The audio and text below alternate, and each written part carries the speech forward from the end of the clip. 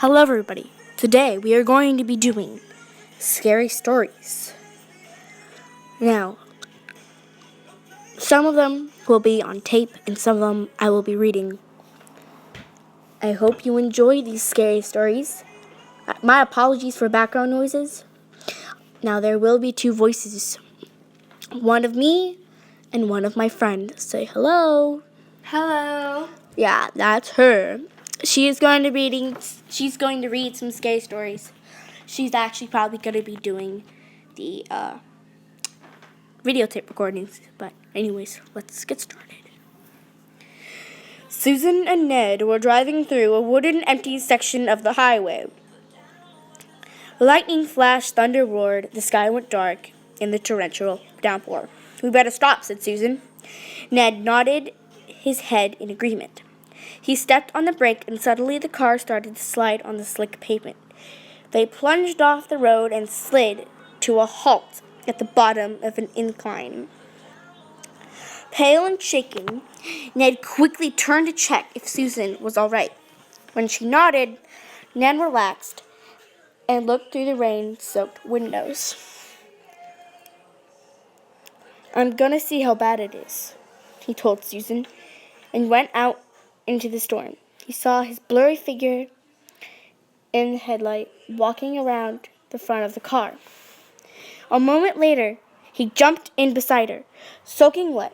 "The car is not badly damaged, but we're wheel deep in mud," he said. "I'm going to have to go for help." Susan swallowed nervously. There would be no quick rescue here. He told her to turn off the headlights and lock the doors until he returned. Axe Murderer Hollow.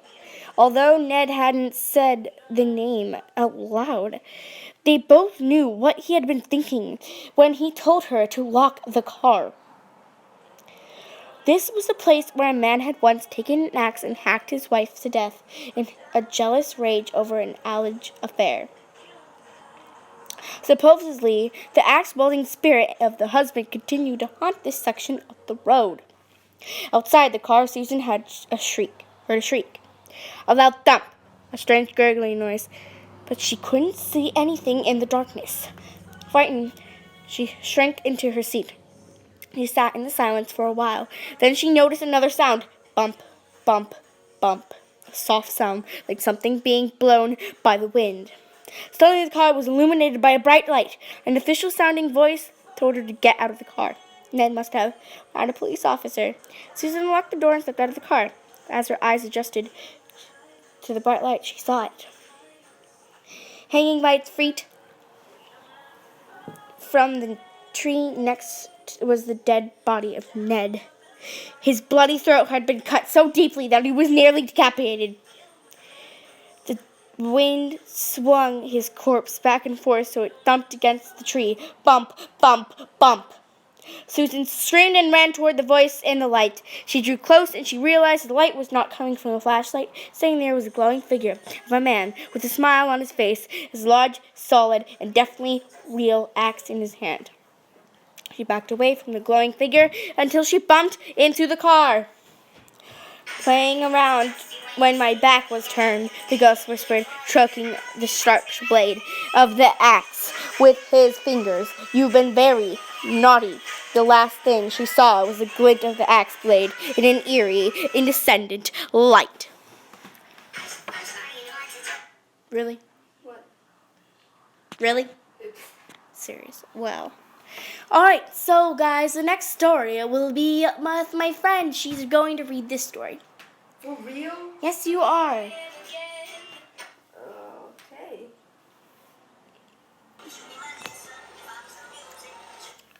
Okay then, begin with the story. So, don't want to make it just too nice. Okay.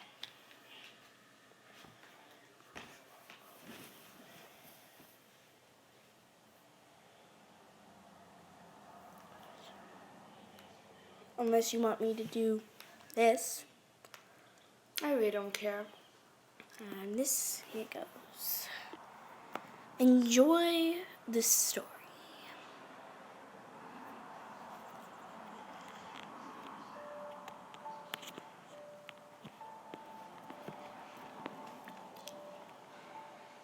storm was raging that night in 1735.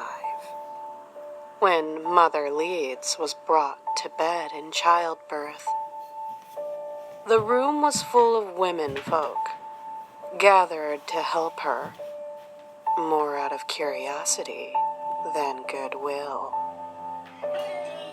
They had all heard the rumors that Mother Leeds was involved in witchcraft, and had sworn she would give birth to a devil. Tension mounted when at last the baby arrived. It was a relief, and to some, a disappointment, when the baby was born completely normal. But a few moments later, before their terrified eyes, the child began to change. The room erupted with screams as the child grew at an enormous rate, becoming taller than a man and changing into a beast which resembled a dragon, with a head like a horse, a snake-like body, and the wings of a bat. As soon as it was full grown, the monster began beating all the women, including his own mother, with its thick, forked tail. With a harsh cry, it flew through the chimney and vanished into the storm. The monster of Leeds, or more commonly known as the Jersey Devil, still haunts the pines of New Jersey, wreaking havoc upon farmers' crops and livestock, poisoning pools and creeks, and appearing on the New Jersey shore just before a shipwreck.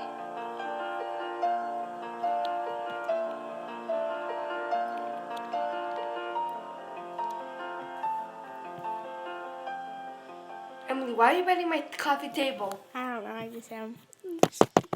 Okay, that was the Jersey Devil, guys.